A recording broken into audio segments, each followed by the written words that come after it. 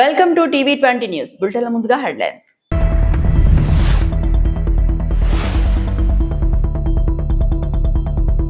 అంబేద్కర్ కోనసీమ జిల్లాలో అభివృద్ధికి శ్రీకారం చుట్టిన AP deputy CM Pawan Kalyan.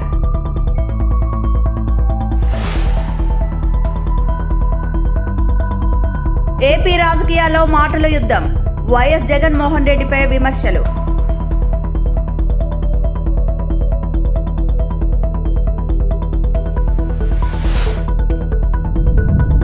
ABN ఎండి రాధాకృష్ణ తక్షణం క్షమాపణ చెప్పాలి. MLC Parvat Reddy Chandrasekhar Reddy demand. అంబేద్కర్ కోనసీమ జిల్లాలో అభివృద్ధి కార్యక్రమాలకు శ్రీకారం చుట్టారు ఉప ముఖ్యమంత్రి పవన్ కళ్యాణ్. అంతర్వేది ప్రాంతంలో పలు కీలక ప్రాజెక్టులను వర్చువల్ గా ప్రారంభించారు. జలజీవన్ మిషన్ పథకం కింద సుమారు 17.33 కోట్ల వ్యయంతో నిర్మించిన మంచినీటి సరఫరా పథకాన్ని ఉప ముఖ్యమంత్రి పవన్ కళ్యాణ్ వర్చువల్ గా ప్రారంభించారు. ఈ పథకం ద్వారా ప్రతిరోజు సుమారు 30 లక్షల లీటర్ల నీటిని శుద్ధి చేసే అంతర్వేది పల్లెపాలెం గొంది అంతర్వేదికర గ్రామాలకు సరఫరా చేయనున్నారు. దీంతో ఈ ప్రాంతాల్లో ఎన్నో సంవత్సరాలుగా ఉన్న త్రాగునీటి సమస్యకు శాశ్వత పరిష్కారం లభించనుంది. ప్రజలకు స్వచ్ఛమైన సురక్షిత త్రాగునీరు అందించడమే ప్రభుత్వ లక్ష్యమని అధికారులు తెలిపారు. ఈ సందర్భంగా స్థానిక ప్రజాప్రతినిధులు, అధికారులు కార్యక్రమంలో పాల్గొన్నారు. ఈ అంతర్వేది లక్ష్మీ నరసింహస్వామి వారి ఆశీస్సులతో ఈ రోజున మీ అందరి కోసం వాళ్ళు అభివృద్ధి కార్యక్రమాలని ప్రారంభించడం ఆనందంగా ఉంది.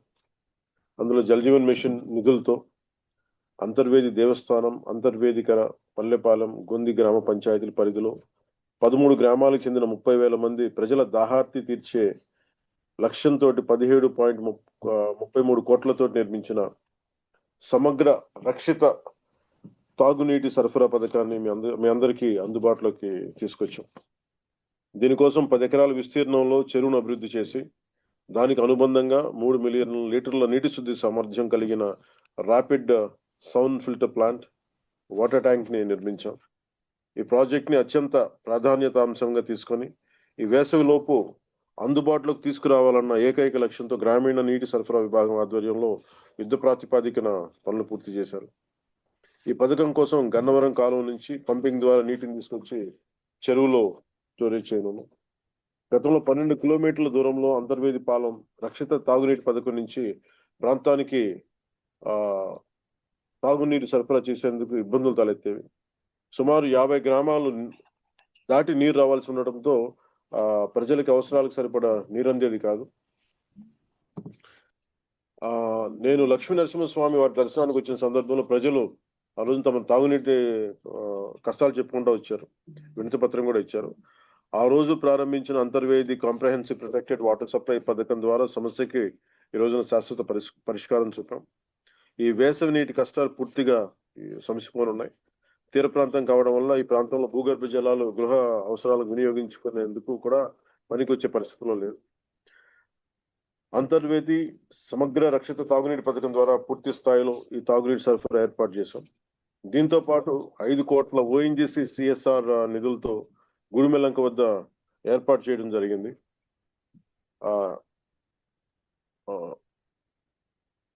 ఏర్పాటు చేయనున్న 6 మిలియన్ లీటర్ల సామర్థ్యం కలిగిన ర్యాపిడ్ సౌండ్ ఫిల్టర్ల ఏర్పాటు పనులు ప్రారంభించాం. ఈ పనులు పూర్తయితే గుడిమెల్లంక రక్షిత తాగునీటి పథకం సామర్థ్యం మెరుగుపడుతుంది. 29 గ్రామాల పరిధిలో సుమారు 1,20,000 మందికి పూర్తి స్థాయిలో తాగునీరు అందుతుంది. ఏపీ రాజకీయాల్లో మళ్లీ మాటల యుద్ధం ముదురుతోంది. మంత్రి అచ్చెన్నాయుడు వైఎస్ఆర్ కాంగ్రెస్ పార్టీ అధినేత వైఎస్ జగన్ పై తీవ్ర విమర్శలు గుప్పించారు. డాక్టర్ వైఎస్ రాజశేఖర రెడ్డి మరణం తర్వాత జరిగిన పరిణామాలపై మంత్రి అచ్చెన్నాయుడు సంచలన వ్యాఖ్యలు చేశారు. ఆ సమయంలో జగన్ ఎక్కడ ఉన్నారు అని ప్రశ్నిస్తూ అధికార దాహంతో సీఎం పదవికి సంతకాల సేకరణ ప్రారంభమైందని ఆరోపించారు. అలాగే గతంలో రిలయన్స్ సంస్థలపై విమర్శలు చేసిన జగన్ తర్వాత అదే సంస్థలకు రాజ్యసభ స్థానాలు ఇవ్వడం విరుద్ధంగా ఉందని అన్నారు. ఈ ఘటనలన్నింటిపై ప్రజలు నిజాలను తెలుసుకోవాలని ఆయన పేర్కొన్నారు. రాజశేఖర్ రెడ్డి గారు చనిపోయే సమయంలో నువ్వు ఎక్కడున్నావో చెప్పవలసినటువంటి బాధ్యత నీకుంది. ఆ సమయంలో ఇతర రాష్ట్రాల్లో నువ్వు ఉండవలసినటువంటి అవసరం ఏమొచ్చిందని చెప్పి నేను అడుగుతున్నాను.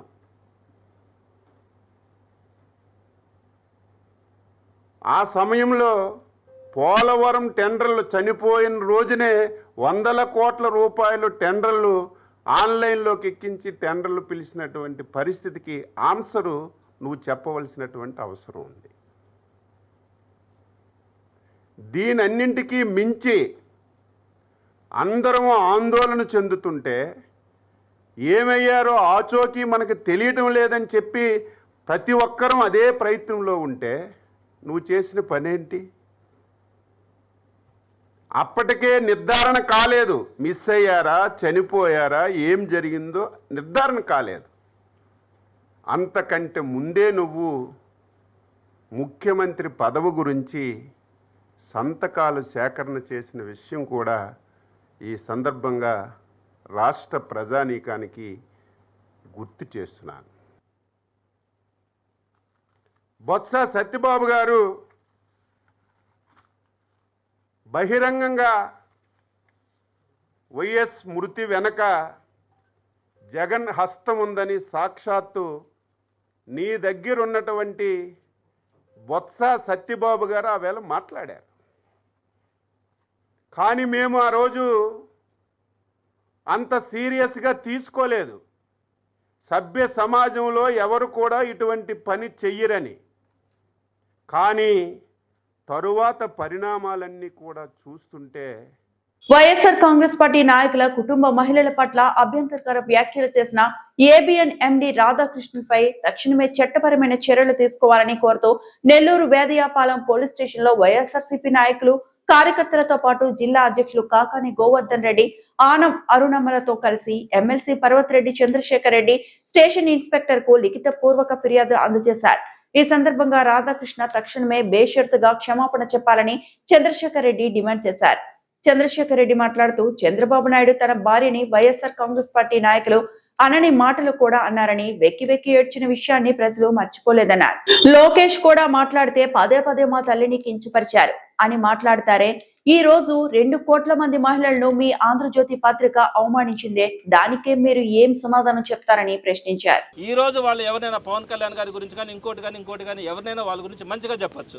రేపు ఒక రోజు వాళ్ళు కనుక చంద్రబాబుకి వ్యతిరేకంగా ఉన్నారని, చంద్రబాబుకి వ్యతిరేకంగా పనిచేస్తున్నారని తెలిసిన రోజు వాళ్ళు ఎవరిని కూడా వదిలిపెట్టే పరిస్థితి ఉండదు. కాబట్టి ఈ 2 బతుకులు కూడా కేవలం చంద్రబాబు నాయుడు గారి కళల్లో ఆనందం కోసం చంద్రబాబు నాయుడు గారిని ముఖ్యమంత్రిగా పెట్టి వీళ్ళు ఇష్టాను రాజ్యం ఈ రాష్ట్రం మీద పడి ఆంబోతులాగా ఈ రాష్ట్రాన్ని అడ్డాగా చేసుకుని బతకడానికి మాత్రమే ఈ 2 మొదటి నుంచి కూడా పనిచేస్తూ ఉన్నాయన్నది ఈ సమాజంలో ఉండే ప్రతి ఒక్కరికి కూడా తెలిసిన విషయమే. అట్లాంటిది ఏబిఎన్ ఆంధ్రజ్యోతిలో మొన్నటి రోజున వారు మాట్లాడినటువంటి మాట, సుమారుగా 50% మంది ప్రతి ఇంటిలో కూడా సగటున ఇద్దరిలో ఒకరు వైఎస్ఆర్సీపీ సానుభూతి పరులు కానీ పార్టీ కార్యకర్తలు కానీ నాయకులు ఉన్నారు. అటువంటి వారి గురించి మాట్లాడినటువంటి భాష, వారి పిల్లలని చెల్లెళ్ళుగా భావించి ఇంకొక పెళ్ళిళ్ళు చేస్తారని మాట్లాడిన మాట ఈరోజు ఈ రాష్ట్రంలో ప్రతి ఒక్కరిని కూడా రేపొక రోజు ఇంతమందిని అన్న మాట రేపు పొద్దున దేనికైనా తెగిస్తారు. వీళ్ళు అచ్చోసిన ఆంబోతులాగా ఈ రాష్ట్రం మీద పడి దోచుకు తినడానికి ఇక్కడ ఉన్నటువంటి ప్రతి ప్రజల్ని కానీ కార్యకర్తలను కానీ వైఎస్ఆర్సీపీ నాయకుల్ని కానీ ఇష్టం వచ్చినట్టు మాట్లాడి ఆ పార్టీని లేకుండా చేస్తే వీళ్ళు ఇష్టాను రాజ్యం బతకచ్చు అని చెప్పి ఆలోచనతో వీళ్ళు ప్రవర్తిస్తూ ఉన్నారని ఈరోజు సామాన్యుడు కూడా ఆలోచించేటువంటి పరిస్థితి. మీరు ఆలోచించండి, ఎవరైనా కూడా సభ్య సమాజంలో అటువంటి భాష మాట్లాడినటువంటి పరిస్థితి ఉందా? అంబేద్కర్ కోనసీమ జిల్లా కొత్తపేట, పి గన్నవరం, రాజోలు, అమలాపురం పార్ట్ నియోజకవర్గాలకు స్వచ్ఛమైన సురక్షిత మంచినీరు అందించే ప్రాజెక్టు మన నియోజకవర్గంలోని వసంతవాడలో ఏర్పాటు చేయడం మన అదృష్టమని, ప్రతి ఇంటికి సురక్షితమైన త్రాగునీరు అందించడమే అమరజీవి జలధార కార్యక్రమం ముఖ్య ఉద్దేశమని కొత్తపేట ఎమ్మెల్యే బండారు సత్యానందరావు అన్నారు. ఆత్రేయపురం మండలం వసంతవాడలో మెగా వాటర్ ప్రాజెక్టుకు ఆయన కొత్తపేట జనసేన ఇన్ఛార్జ్ బండారు శ్రీనివాస్ తో కలిసి శంకుస్థాపన చేశారు. అనంతరం ఎమ్మెల్యే మాట్లాడుతూ ప్రధాని మోదీ, ముఖ్యమంత్రి చంద్రబాబు ఈ కార్యక్రమానికి ప్రధాన కారకులైన ఉప ముఖ్యమంత్రి పవన్ కళ్యాణ్ ఆశీస్సులతో అమరజీవి జలధారతో 850 కోట్లతో సెంట్రల్ డెల్టాలో సుమారు 7 లక్షల మందికి త్రాగునీరు అందించే కార్యక్రమానికి శ్రీకారం చుట్టడం జరిగిందన్నారు. దానిలో భాగంగా సెంట్రల్ డెల్టాకు సంబంధించిన 4 నియోజకవర్గాలకు 11 మండలాలకు 7 లక్షల మందికి త్రాగునీరు అందించే హెడ్ వర్క్స్ కార్యక్రమానికి ఆత్రేయపురం మండలం వసంతవాడలో 10 ఎకరాల స్థలాన్ని రైతుల దగ్గర సేకరించి ప్రాజెక్టు పనులకు ఈ రోజు శంకుస్థాపన చేసుకోవడం చాలా ఆనందంగా ఉందన్నారు. జలధార కార్యక్రమంలో భాగంగా ఎన్డీఏ కూటమి ప్రభుత్వంలో గౌరవ ముఖ్యమంత్రి నారా చంద్రబాబు నాయుడు గారు ఈ కార్యక్రమానికి ప్రధాన కారకులైనటువంటి గౌరవ ఉప ముఖ్యమంత్రి వర్యులు శ్రీ పవన్ కళ్యాణ్ గారు, ప్రధానమంత్రి వర్యులు నరేంద్ర మోడీ గారి యొక్క ఆశీస్సులతో కూటమి ప్రభుత్వంలో అమరజీవి జలధార కార్యక్రమం ద్వారా 1650 కోట్ల రూపాయలతోటి సెంట్రల్ డెల్టా, ఈస్టర్న్ డెల్టా సుమారు 14 లక్షల మంది ప్రజానీకానికి త్రాగునీరు అందించే కార్యక్రమానికి ఉప ముఖ్యమంత్రి వర్యులు పవన్ కళ్యాణ్ గారు శ్రీకారం చుట్టడం, దానికి కొనసాగింపుగా అందులో భాగంగా ఈనాడు సెంట్రల్ డెల్టాకు సంబంధించి 4 నియోజకవర్గాలు, 11 మండలాలు, సుమారు 7 లక్షల మంది ప్రజానీకానికి సాగునీరు అందించే హెడ్ వర్క్స్ కార్యక్రమాన్ని ఆత్రేయపురం మండలం వసంతవాడ గ్రామంలో గోదావరి వాటర్ నుంచి ఈ యొక్క 10 ఎకరాల స్థలాన్ని రైతుల ద్వారా సేకరించి ఆ ప్రాజెక్టు పనులు ఈనాడు ఇక్కడ శంకుస్థాపన ద్వారా ప్రారంభించడం చాలా చాలా సంతోషంగాను ఆనందంగాను ఉంది. ఈ ప్రాంత ప్రజలకు సుమారు వందలాది మంది హ్యాబిటేషన్స్కు త్రాగునీరు, సురక్షితమైన స్వచ్ఛమైన త్రాగునీరు అందించడానికి ఈ ప్రాజెక్టు ద్వారా ఇది చాలా దోహదపడుతుంది. వసంతవాడ గ్రామం కొత్తపేట నియోజకవర్గం వేదిక అవటం, ఇక్కడి నుంచి గన్నవరం, రాజోలు, అమలాపురం, కొత్తపేట ప్రాంతాల్లో ఉన్నటువంటి ప్రజలందరికీ కూడా ఇంటింటికి మంచినీటి కుళాయిలు కానీ ఉన్నటువంటి ఎగ్జిస్టింగ్ వాటర్ ట్యాంక్స్ అన్నిటికీ కూడా చక్కటి సురక్షితమైనటువంటి గోదావరి స్వచ్ఛమైన మంచినీరు అందించే లింకప్ చేసే కార్యక్రమాలు కానీ ఈ యొక్క ప్రాజెక్టు ద్వారా సాధ్యమవుతాయి.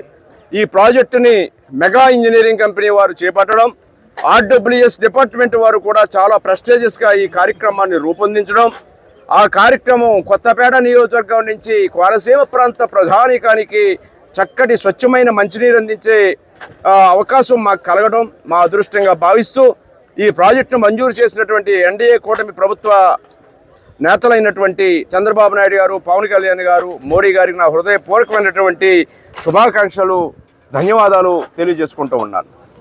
రాష్ట్ర SC commission chairman K S Jawahar Tirupati జిల్లా కలెక్టరేట్ కార్యాలయంలో వీడియో కాన్ఫరెన్స్ హాల్ నందు మీడియాతో మాట్లాడుతూ జిల్లా అధికారుల పనితీరు బాగుంది అని, ఎస్సీలకు అందించే పథకాలు అక్రమంగా అందుతున్నాయని, ఎస్సీ ఎస్టీ కేసులు పూర్తి స్థాయిలో తగ్గించాలని, రాబో కాలంలో ఎస్సీ ఎస్టీ కులాలకు ప్రభుత్వ పథకాలు అందరికీ అందించాలని కోరారు. నమస్కారం. ప్రత్యేకంగా వెంకటేశ్వర స్వామి దయతో ఈ జిల్లా అంతా కూడా సస్యశ్యామలంగా ఉండటం, అదేవిధంగా మనుషులంతా ఒక్కటే అనే భావన, ఖచ్చితంగా ఈ జిల్లాని మోడల్గా తీసుకొని ప్రధానంగా దళితులకు ఉన్నటువంటి సమస్యలు, ఎందుకంటే నేషనల్ లైవ్ స్టాక్ మిషన్ అనేది చాలామందికి తెలియదు, ముద్రా లోన్లు ఎవరికి వస్తాయో తెలియదు, అదేవిధంగా ఇతరత్ర వెల్ఫేర్ స్కీమ్స్ ఏమన్నాయో చాలామందికి తెలియదు. అవి చెప్పాల్సినటువంటి బాధ్యత ఇరిగేషన్ డిపార్ట్మెంట్ నుంచి అన్ని డిపార్ట్మెంట్లు కూడా అవి తెలియజేస్తే దళితులు అభివృద్ధి చెందుతారు. ఎందుకంటే విద్యాపరంగా అభివృద్ధి చెందటం, ఆర్థిక పరంగా అభివృద్ధి చెందటం, వీటన్నిటిని దృష్టిలో పెట్టుకొని వాళ్ళ ఆయుష్ కానీ ఆరోగ్యం కానీ అన్నీ పెరగటం, సమాజంలో సమాన అవకాశాలు కలిగించడం, సమానత్వ భావన అనేది పెంపొందించడం, వీటన్నిటిని బేస్ చేసుకొని ఉంటుంది కనుక ఇవన్నీ కూడా చేయాలి. ఈ రాష్ట్రం ప్రత్యేకంగా చంద్రబాబు నాయుడు గారి కోరిక మేరకు నేను కమిషన్ చైర్మన్గా బాధ్యతలు తీసుకోవటం అనేది అదృష్టంగా భావించి 22% పైగా ఉన్నటువంటి దళితులు వాళ్ళకి కావాల్సినటువంటి అవకాశాలు అధికారులను అప్రమత్తం చేసి వాళ్ళకి అందించాల్సినటువంటి ఫలాలను అందించే విధంగా కూడా చర్యలు తీసుకోవడానికి కమిషన్ విస్తృతంగా పర్యటిస్తూ ఉంది. 2018 తర్వాత లేదా అంతకుముందు కూడా ఇంత విస్తృతమైనటువంటి పర్యటనలు ఏ కమిషన్ చేయలేదు. మా దృష్టి ఏంటంటే అదే సామాజిక వర్గాల నుంచి వచ్చిన మేము, అదే సామాజిక ఏదైతే బాధలు పడినటువంటి మేము పడిన బాధలు మా సమాజం ఎవరు పడకూడదు, వచ్చిన అవకాశం చేయించేటటువంటి అదృష్టం మాకున్న సందర్భంలో మా సమాజ అభివృద్ధి కోసం పూర్తి స్థాయిలో పనిచేయాలనేదే కమిషన్గా మేము తీసుకున్న నిర్ణయం ప్రకారం ఈ జిల్లా పర్యటించాం. ఈ జిల్లాలో మంచి వాతావరణం ఉంది, ఈ వాతావరణం కొనసాగాలి. అదేవిధంగా ఉన్నటువంటి 60 కేసులు అయిపోతే ఇంకా రావని కాదు, కానీ రాబోయే రోజుల్లో ఎలాంటి కేసులు కూడా ఏమీ లేకుండా ఉండాలని, ఉండే విధంగా చూస్తారని అధికారుల యొక్క సహకారం కూడా మరోలేంది. కలెక్టర్ గారు కానీ, జేసీ గారు కానీ, ఆర్డీఓస్ కానీ, అదేవిధంగా డిఎస్పీలు, ఎస్పీ గారు వీళ్ళందరూ కూడా ప్రజలకు మేలైనటువంటి సేవలు అందించే దానిలో భాగం. ఎందుకంటే లోపలికి ఊరందం చూడాలంటే గోడలు చూడాలంట, గోడలు బాగుంటే ఊరందం చూస్తే, అదేవిధంగా మేము వచ్చినప్పుడు వాళ్ళు చేసినటువంటి రిసీవింగ్ చూస్తే వాళ్ళ పనితీరు కూడా ఆ విధంగానే మేము అసెస్ చేస్తూ ఉంటాం. ఎందుకంటే మమ్మల్ని ఏదో గొప్పగా రిసీవ్ చేసుకోవటువంటి దండలేసో ఇంకోటి ఇచ్చో ఇంకోటి కాదు, హాస్పిటాలిటీ అనేది బ్రహ్మాండంగా ఉంటే బాధ్యతలు కూడా వాళ్ళకి బ్రహ్మాండంగా ఉంటాయని మేము విశ్వసిస్తా ఉన్నాం. తిరుపతి నగరపాలక సంస్థ ఆధ్వర్యంలో ఈట్ స్ట్రీట్ దుకాణాల కేటాయింపుకు లక్కీ డిప్ నిర్వహించారు. కచ్చాపి ఆడిటోరియంలో జరిగిన ఈ కార్యక్రమంలో కమిషనర్ ఎన్ మౌర్య పాల్గొన్నారు. తిరుపతి నగరపాలక సంస్థ కార్యాలయం ఎదురుగా ఏర్పాటు చేసిన ఈట్ స్ట్రీట్ లో 14 దుకాణాల నిర్వహణ కోసం 5 రోజుల పాటు దరఖాస్తులు ఆహ్వానించారు. మంగళవారం సాయంత్రంతో దరఖాస్తుల స్వీకరణ ముగియగా బుధవారం కచ్చాపి ఆడిటోరియంలో లక్కీ డిప్ నిర్వహించి దుకాణదారులను ఎంపిక చేశారు. ఎంపికైన వ్యాపారులకు ఫుడ్ సేఫ్టీ అధికారులు వెంకటేశ్వరరావు, జగదీష్ ఆహార భద్రతా నిబంధనలు వివరించారు. నిబంధనలు ఉల్లంఘిస్తే కఠిన చర్యలు తీసుకుంటామని, క్రిమినల్ కేసులు, చట్టపరమైన చర్యలు మరియు 5 లక్షల వరకు జరిమానా విధిస్తామని హెచ్చరించారు. కమిషనర్ ఎన్ మౌర్య మాట్లాడుతూ దుకాణదారులు ఆహార భద్రతా ప్రమాణాలు తప్పనిసరిగా పాటించాలని స్పష్టం చేశారు. 7373 T Kesavaredi 5699 S Munsawami 6939 Chintala Rajshekar 0413 K Dorababu 0421 Ramanedi Vasudeva Naidu 1669. Cannot give it, you can go and sit.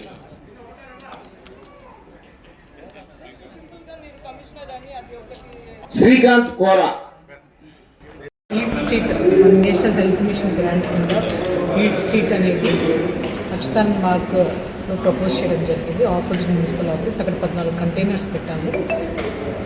Washrooms, water supply అన్ని ఫెసిలిటీస్ కూడా ఇవ్వడం జరిగింది. సో దానికి డిప్ వేయడం జరిగింది 14 కంటైనర్స్కి, ఎక్సెప్ట్ ఫర్ 1 బ్రాండెడ్ ఐసిన్ పాలెట్ తప్ప. సో వీటిలో అన్నీ కూడా ట్రాన్స్పరెంట్గా జరిగింది. వాళ్ళకి ఇన్స్ట్రక్షన్స్ కూడా ఫుడ్ సేఫ్టీ, హైజీన్, క్వాలిటీ పైన కూడా ఇన్స్ట్రక్షన్స్ ఇవ్వడం జరిగింది. ఏదన్నా ప్రజలకి స్టార్ట్ చేసే కంప్లైంట్లో మున్సిపల్ కార్పొరేషన్కి ఏదన్నా ఉన్నా కూడా తెలియజేయచ్చు. ఆహారాన్ని అందించాలనేటువంటి ఉద్దేశంతో మున్సిపల్ కార్పొరేషన్ వారు స్ట్రీట్ ఫుడ్ కంపెనీ ఏర్పాటు చేయడం జరిగింది. యాక్చువల్గా ఇది 24 hours కాన్సెప్ట్ బహుశా ఆంధ్రప్రదేశ్లో ఇదే మొదటి యాక్చువల్గా ఈ కాన్సెప్ట్ నగరంలో వచ్చేటువంటి భక్తులందరికీ, అలాగే తిరుపతి వాసులందరికీ కూడా ఇది చాలా ఉపయోగకరంగా ఉంటుందనేటువంటిది ఆశాభావం చేస్తున్నాను. అయితే ఇక్కడ ఈ షాప్స్లో veg and non veg items కూడా ఉంటారని చెప్పేసి తెలియజేయడం జరిగింది. వీళ్ళందరికీ కూడా మనం తగినటువంటి జాగ్రత్తలు ఎలా తీసుకోవాలి, తగిన జాగ్రత్తలు తీసుకోకపోతే ఎటువంటి కేసులు పెట్టడం జరుగుతుంది అనేటువంటి విషయాలు కూడా ఇక్కడ ఎలాంటి యజమానికి వివరించడం జరిగింది. అదేవిధంగా తర్వాత కూడా మేము వీళ్ళందరినీ కూడా అవగాహన సదస్సు ఖచ్చితంగా పెట్టి వాళ్ళందరినీ కూడా అవగాహన మీద కల్పించాలనేటువంటి అవసరం ఎంతైనా ఉంది. అదేవిధంగా మెయిన్ వీళ్ళకి చెప్పేది ఒకటేనండి, మెయిన్ ఏ పూట తయారు చేస్తే ఆ పూట ప్రజలకు అందిస్తే ఏ ఇబ్బంది ఉండదు. యాక్చువల్గా మధ్యాహ్నం తయారు చేసినటువంటి బిర్యానీస్ కానీ అవి మిగిలిపోతే లెఫ్ట్ ఓవర్ తీసుకొచ్చి ఫస్ట్ ఓవర్లో ఫ్రిడ్జ్లో పెట్టడం అలాంటివి చేయడం వల్ల చాలా ఫుడ్ పాయిజనింగ్ డిసీజెస్, చిన్నవాళ్ళకి డిజార్డర్స్ రావడం, అనేకమైనటువంటి ఆసుపత్రులు పాల్గొనడం జరుగుతుంది. వీళ్ళకి అదే విషయం పూర్తిగా అవగాహన అయ్యే విధంగా చెప్పడం జరుగుతుంది. అదేవిధంగా ఫుడ్లో ఏ విధమైనటువంటి కలర్స్ వాడటానికి అవకాశం లేదు. ఫుడ్ అది చాలా డేంజరు. కాబట్టి బిర్యానీస్లో కానీ, చికెన్ ఐటమ్స్ కానీ, ప్రాన్స్ కానీ, అండ్ నాన్ వెజ్ ఐటమ్స్ ఎప్పుడు కూడా ఏ విధమైనటువంటి అజినోమోటో కానీ, లేకపోతే సింథటిక్ కలర్స్ కానీ ఎట్టి పరిస్థితుల్లో వాడొద్దని చెప్పేసి వాళ్ళకి తెలియజేయడం జరిగింది. అట్లాగే ఈ స్ట్రీట్ ఫుడ్ కంపెనీ ఫ్రీక్వెంట్గా మా ఫుడ్ సేఫ్టీ డిపార్ట్మెంట్ తరఫున తనిఖీ నిర్వహిస్తూ వాళ్ళకి తగిన అవగాహన కల్పిస్తూ ప్రజలకు సురక్షితమైనటువంటి ఆహారాన్ని అందించడానికి మా వంతు కృషి చేస్తామని ఈ సందర్భంగా తెలియజేస్తున్నాను.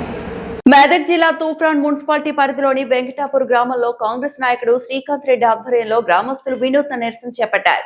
గజ్వేల్ ఎమ్మెల్యేగా ఉన్న కేసీఆర్ గెలిచిన నాటి నుండి నియోజకవర్గ పరిధిలోని తమ వెంకటాపూర్ గ్రామానికి ఏనాడు రాలేదని ఆవేదన చెందుతూ మా నియోజకవర్గ ఎమ్మెల్యే ఇప్పటికీ మా తూప్రాన్ కు రాలేదని, తూప్రాన్ మున్సిపాలిటీ పరిధిలోని మా వెంకటాపూర్ గ్రామ సమస్యలు ఎక్కడివెక్కడే ఉన్నాయని, గ్రామానికి చెందిన ఓ వ్యక్తిని కేసీఆర్ వేషం వేయించి మన ఎమ్మెల్యే కేసీఆర్ మన గ్రామానికి వచ్చాడంటూ కేసీఆర్ వేషధారణలో ఉన్న వ్యక్తికి సమస్యలు పరిష్కరించాలని వినతి పత్రం అందజేశారు. కేసీఆర్ గజ్వేల్ ఎమ్మెల్యేగా గెలిచినప్పటి నుండి మా గ్రామానికి రాలేదని కేసీఆర్ లాగా ఫ్లెక్సీతో బొమ్మను తయారు చేసి ఆ బొమ్మకు వినతి పత్రం అందజేశారు. ఈ కార్యక్రమంలో గ్రామస్తులు, మహిళలు పాల్గొన్నారు. అయ్యా కేసీఆర్ సార్, అయ్యా బాంచన్ దొర, మిమ్మల్ని ఓట్లేసి గెలిపించినందుకు, మిమ్మల్ని నేరుగా కలవలేకపోతున్నందుకు, మీరు మిమ్మల్ని మీ దగ్గరికి రానియకపోవడానికి మీకు ఏ కారణమైన ఉండొచ్చు, కానీ గజ్వేల్ ప్రజలుగా మేము మీకు ఓట్లేసి గెలిపించిన పాపానికి మేము మిమ్మల్ని కలవలేక ఈరోజు మీ చిత్రపటానికి ఈ రకంగా మా ఆవేదన, మా సమస్యలు, ఈ సమస్యల వినతి పత్రం రూపకంగా ఈరోజు మీకు ఇవ్వడం జరుగుతుంది. మా సమస్యలు తూప్రాన్లో అనేక సమస్యలు ఉన్నాయి. ఈ సమస్యలన్నీ మీకు రాతపూర్వకంగా మీకు ఇవ్వడం జరిగింది. మా సమస్యలు ఇప్పటికైనా తెలుసుకొని మీరు ఫామ్ హౌస్ నుండి బయటకు వచ్చి మా విలేజ్లలో, గ్రామాలలో పర్యటించి మా సమస్యలు తెలుసుకోవాలని, మీకు ఈ రాచ మర్యాదలు మీ చిత్రపటానికే కాదు సార్, మీరు ప్రతి గ్రామంలోకి వస్తే మీకు పాలాభిషేకాలు చేస్తాము, మా సమస్యలన్నీ చెప్పుకుంటాము. మీరు ఎమ్మెల్యేగా గెలిచినందుకు మా గజ్వేల్ ప్రజల సమస్యలు పరిష్కరించి మీరు మమ్మల్ని చల్లగా చూస్తారని, మా సమస్యలన్నీ మా రేవంత్ రెడ్డి గారి దృష్టికి తీసుకెళ్తారని మేము భావిస్తున్నాం. ఖచ్చితంగా ఈ ప్రోగ్రాం ద్వారా మా సమస్యలన్నీ ఒక ఎమ్మెల్యే హోదాల ముఖ్యమంత్రి రేవంత్ రెడ్డి గారి దృష్టికి తీసుకెళ్ళి మా గజ్వేల్ సమస్యలు, మాకు ముఖ్యంగా మా తూప్రాన్ మండల్ సమస్యలు తీరుస్తారని మేము కోరుకుంటున్నాం. మా సమస్యలు అనేక సమస్యలు ఉన్నాయి. మా తూప్రాన్లో సీసీ రోడ్లు లేవు, మోరీలు లేవు, స్తంభాలు లేవు, ఇండ్లు లేవు. మాకు అనేక రకాలుగా ఒక ఎమ్మెల్యే హోదాలో చేసే పనులన్నీ మీరు చేయాల్సింది ఉంది కాబట్టి మీ దృష్టికి మేము పలుమార్లు తీసుకొచ్చినా కానీ మీరు మమ్మల్ని పట్టించుకుంటలేరు. మీరు ఫామ్ హౌస్ విడిచిపెట్టి గ్రామాలకు రావాలని, మా ప్రజల సమస్యలు తీర్చుకోవాలని. తూప్రాన్లో కోర్టు భవనము మంజూరైంది, అది దాదాపు అది పరిష్కారం కాకుండానే పోతుంది. ఫైర్ స్టేషన్ లేదు, మళ్ళీ అదేవిధంగా పిహెచ్సి ప్రాథమిక ఆరోగ్య కేంద్రం లేదు. అదేవిధంగా మా తూప్రాన్లో ఇప్పుడు డంపింగ్ యార్డ్ ఏర్పాటు చేసిన సమస్య అట్లనే ఉంది. అదేవిధంగా మా బ్రహ్మన్పల్లి రైల్వే స్టేషన్ డెవలప్మెంట్ చేయండి. తూప్రాను నియోజకవర్గంగా ఏర్పడే అవకాశం ఉంది కాబట్టి మీరు ఎమ్మెల్యే హోదాలా ప్రత్యేక శ్రద్ధ చూపించి తూప్రాను ఈ వచ్చే నియోజకవర్గంగా ఏర్పాటు చేయాలని, మీరు ఎమ్మెల్యేగా మీరు మాకు సహకరించాలని కోరుతున్నాం. అదేవిధంగా మా తూప్రాన్లో ఇంకా పలు సమస్యలు ఉన్నాయి. కిష్టాపూర్, గుండ్రేడుపల్లి డ్యాము కూడా అక్కడ ఫ్లైఓవర్ కావాలి. ఇవన్నీ సమస్యలు ఈ రకంగా చెప్పుకుంటూ పోతే అనేక సమస్యలతో కుట్టుమిట్టాడుతున్నాం. మా గజ్వేల్ ప్రజలము, మాకు మీరు గ్రామాలలో పర్యటించి మా సమస్యలు పరిష్కరిస్తారని మేము ఈ సందర్భంగా మేము కోరుకుంటున్నాం. తిరుపతిలో ఫ్యాషన్ ప్రియులకు శుభవార్త. ఆంధ్రప్రదేశ్ లో విశేష ఆదరణ పొందిన లక్కీ షాపింగ్ మాల్ తన 16వ స్టోర్ ను ఘనంగా ప్రారంభించేందుకు సిద్ధమైంది. ఆధునిక ట్రెండ్స్, సరసమైన ధరలు, విస్తారమైన కలెక్షన్లతో ఈ మాల్ ప్రత్యేక ఆకర్షణగా నిలవనుంది. తిరుపతిలోని ఇన్కమ్ ట్యాక్స్ ఆఫీస్ పక్కన వివి మహల్ సమీపంలో లక్కీ షాపింగ్ మాల్ కొత్త షోరూం ప్రారంభించారు. ఈ కార్యక్రమానికి Tirupati MLA RN Srinivas, TTD board member Bhanuprakash Reddy ముఖ్య అతిథులుగా హాజరయ్యారు. సినీ నటి శ్రీలీల చేతుల మీదుగా జ్యోతి ప్రజ్వలతో ప్రారంభమయ్యే ఈ వేడుక నగరంలో ఫ్యాషన్ సంబరాలకు నాంది పలికింది. ఎథ్నిక్ నుంచి వెస్టర్న్ వరకు లేడీస్, మెన్స్, పిల్లల కోసం అన్ని రకాల దుస్తులు ఒకే చోట అందుబాటులో ఉండగా ప్రత్యేక ఆఫర్లు కస్టమర్లను ఆకట్టుకున్నాయి. తిరుపతి ప్రజలకు పూర్తి స్థాయి ఫ్యామిలీ షాపింగ్ అనుభవాన్ని అందించేందుకు లక్కీ షాపింగ్ మాల్ ఎల్లప్పుడూ సిద్ధంగా ఉందని ఈ సందర్భంగా తెలియజేశారు. బాయ్స్ అండ్ గర్ల్స్ అందరికీ love you all so much. మీరెప్పుడు ఇక్కడే ఉంటారు కాబట్టి I hope you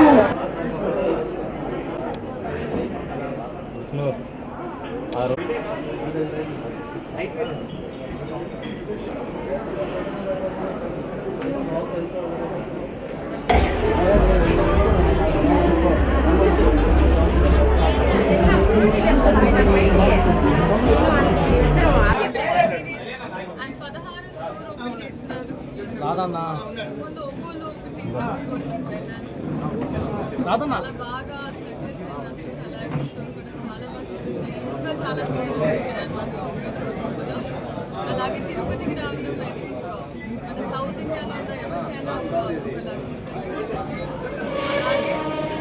lucky feeling, lucky shopping mall ఉంది. Thank you so much. Collection చాలా బాగుంది. కంప్లీట్ బిల్డింగ్ మొత్తం different variations, different price ranges and trendy collections ఉన్నాయి. సో డెఫినెట్గా మనకి వరుసగా పండుగలు ఉంటాయి. ఇంకా మనకి త్రూఅవుట్ ఇయర్ ఏదో ఒక ఈవెంట్ ఉంటుంది కాబట్టి ఇది కరెక్ట్ టైం వచ్చి షాపింగ్ చేయాలి, ఫ్యామిలీతో వచ్చి షాపింగ్ చేయాలి అని చెప్తాను. Thank you so much. Lots of jobs are given to drivers. So అందరూ సపోర్ట్ చేస్తూ వచ్చి సపోర్ట్ చేసి సారీస్ కొనండి, అందరూ రెడీ అవ్వండి. 6-7 అంటే 7 కొండలు కరెక్ట్గా ఆ నంబర్కి సెట్ అయ్యే విధంగా వాళ్ళు ఇక్కడ ఓపెనింగ్ చేయడం జరిగింది. ఎంత ఎండ ఉన్నా కూడా పాపం తిరుపతి ప్రజలందరూ వీళ్ళని ఎంతో చక్కగా స్వాగతించి ఓపెనింగ్ చాలా వైభవంగా జరిగింది. వీళ్ళకి రాబోయే రోజుల్లో ఇంకా బాగా జరగాలని ఈ 16 బ్రాంచ్లు కాస్త 160 బ్రాంచ్లు అవ్వాలని చెప్పి మనస్ఫూర్తిగా కోరుకుంటున్నాను. అదేవిధంగా ఆంధ్ర రాష్ట్రంలో తిరుపతి కూడా ఎంతో ప్రతి నెల ఏదో ఒక ఓపెనింగ్ జరుగుతూనే ఉంది. అది హోటల్ ఇండస్ట్రీ కావచ్చు, ఎఫ్ఆర్ఎల్ కావచ్చు, అన్ని విధాల అన్ని ఊళ్ళతో పోటీ రావాల్సిందే. అలాగే తిరుపతికి ఈరోజు లక్కీ షాపింగ్ మాల్ వచ్చింది. I'm pretty sure lucky shopping mall జనాలందరినీ చాలా బాగా చూసుకొని మాకు చేతనైనంత మేము సర్వీస్ చేసి మేము చేయగలిగినంత మిమ్మల్ని సాటిస్ఫై చేయడానికి మేము ఎప్పుడూ రెడీగా ఉంటామండి. అలానే శ్రీనివాస్ చెప్పినట్టు, మా అన్నయ్య చెప్పినట్టు స్వామివారి పాదాల చెంత అనే మేము ట్యాగ్లైన్ పెట్టుకొని మేము ఇన్ని రోజులు ఈరోజు మాకు నిజంగా బ్లెస్సింగ్స్ దొరికింది. బేటీ బచావో బేటీ పడావో పథకం కింద సంగారెడ్డిలో మహిళల ఆర్థిక స్వావలంబనకు మరో ముందడుగు పడింది. కుట్టు యంత్రాల పంపిణీతో పాటు బ్యూటీషియన్ శిక్షణ తరగతులు ప్రారంభమయ్యాయి.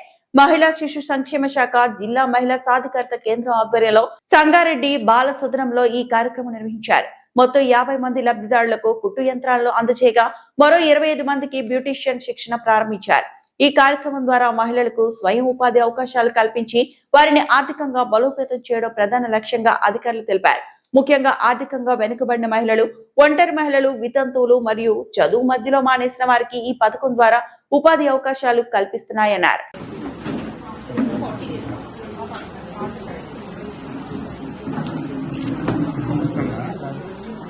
భాగంగా మనం ఈరోజు ఈ ప్రోగ్రామ్ అనేది ఏర్పాటు చేసుకున్నాము. దీంట్లో 2 అంశాలు, ఒకటి కుట్టు మెషిన్ ట్రైనింగ్ అయితే ఇస్తున్నాము. వినిపిస్తుంది అందరికీ. కుట్టు మెషిన్ ట్రైనింగ్ తీసుకున్న వాళ్ళు ఎవరైతే ఉన్నారో, లేదంటే కుట్టు మెషిన్ వచ్చిన వాళ్ళు ఉన్నారో వాళ్ళకి కుట్టు మెషిన్స్ అనేవి ఇస్తున్నాము. జిల్లా మొత్తంలో 50 కుట్టు మెషిన్స్ ఇస్తున్నాము. సో ఈరోజు ఈ ప్రాజెక్ట్కి సంబంధించి 2 మెషిన్స్ ఇస్తున్నాము.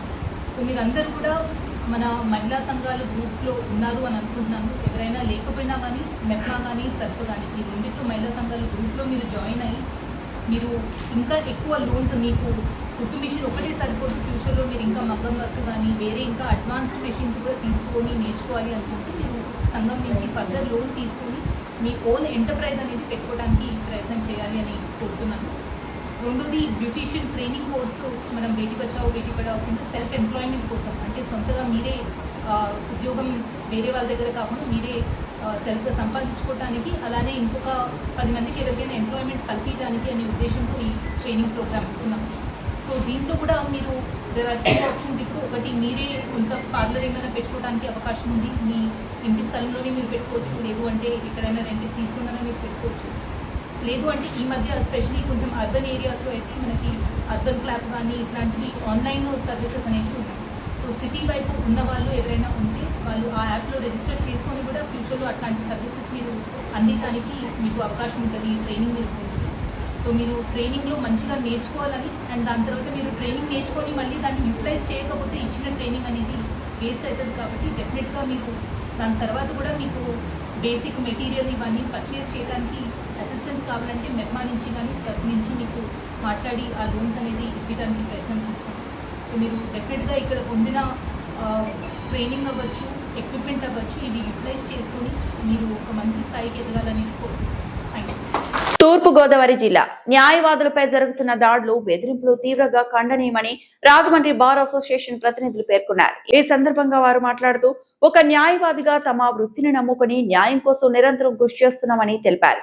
ఈ వృత్తిలో ఎన్నో ఒడిదుడుకులు ఎదురైనా న్యాయానికి న్యాయం చేయాలనే సంకల్పంతో ముందుకు సాగుతున్నామని చెప్పారు. అయితే ఇటీవల కాలంలో రాజకీయ నాయకులు, రౌడీ షీటర్లు, ప్రభావశీల వ్యక్తులు న్యాయం కోసం పోరాడే న్యాయవాదులపై దాడులకు పాల్పడటం అత్యంత దారుణమని ఆవేదన వ్యక్తం చేశారు. ఇది కేవలం వ్యక్తులపై దాడి కాకుండా న్యాయ వ్యవస్థపై జరిగిన దాడిగా భావించాలన్నారు. ద్వేషం ఉండదు, ఎవరిపైనా కోపం ఉండదు. మేము న్యాయం కోసం ఎవరైతే వస్తారో వాళ్ళ తరపున మేము పోరాటం చేస్తామో, దానిలో భాగంగా అవతల పార్టీ మా మీద కక్ష కట్టి దాడులు చేస్తూ ఉన్నాయి. ఇది నిరంతరం జరుగుతూ ఉంది. ప్రభుత్వం మమ్మల్ని పట్టించుకోకపోతే మాకు రక్షణ అనేది ఉండదు. రేపు ఈ విధంగానే ఇలాగే జరుగుతూ ఉంటుంది. మేము న్యాయవాదులు అయి ఉండి కక్షిదారుల యొక్క కేసులు విజయవంతంగా ముగించడానికి తగిన విధంగా చర్యలు తీసుకుంటాం. దానివల్ల అవతల పార్టీకి కొద్దిగా కోపం అయితే ఉండొచ్చు, కానీ ఆ కోపాన్ని ఈ విధంగా మర్డర్ రూపంలో తీసుకోవడం అనేది చాలా బాధాకరం. కాబట్టి ప్రభుత్వం వెంటనే స్పందించి న్యాయవాదుల చట్టాన్ని వెంటనే తీసుకురావాలి. ఆల్రెడీ తెలంగాణలో న్యాయవాదుల చట్టం వచ్చినట్టుగా వార్తలు అందుతున్నాయి. మాకు కూడా అదే విధంగా తెలుగు రాష్ట్రాలు అయినటువంటి మమ్మల్ని కూడా దీంట్లో చూసుకుని చంద్రబాబు నాయుడు గారు వెంటనే దీని మీద తగిన చర్యలు తీసుకుని మాకు న్యాయవాద రక్షణ చట్టం తీసుకుని రావాలి. ఆయనకి ఎప్పుడు ఈ చట్టం మాకు ఎప్పుడైతే తీసుకొస్తారో న్యాయవాదులందరూ ఆయనకు రుణపడి ఉంటారు. అన్నది మన ధర్మం. అలాంటి ధర్మాన్ని రక్షించే వాళ్ళపైనే దాడి చేయడం అన్నది చాలా అమానుషం. ఇలాంటి దాడులు అన్నది మనం ఎప్పుడు ప్రోత్సహిస్తే రేపొద్దున ధర్మాన్ని రక్షించడానికి ప్రతి ఒక్క న్యాయవాదికి కూడా భయం అన్నది చేకూరకూడదు. సో గవర్నమెంట్ ప్రభుత్వం దీని మీద తక్షణంగా కఠిన చర్యలు తీసుకోవాలి అని నేను కోరుకుంటున్నానండి. ఇది ఒక న్యాయవాదికి జరిగిన దాడి కాదు, ప్రతి ఒక్క న్యాయవాదికి జరిగిందని అనుకుంటున్నాం. పురాణాల్లో ధర్మాన్ని రక్షించిన వాళ్ళకే ఇలా జరిగినప్పుడు మిగతా సగటు ప్రజల పరిస్థితి ఏంటో మనం తెలుసుకోవాలి. సో దీన్ని మేము న్యాయవాదులందరం కూడా ఖండిస్తున్నాము. ఈ వార్తలు ఇంతటితో సమాప్తం.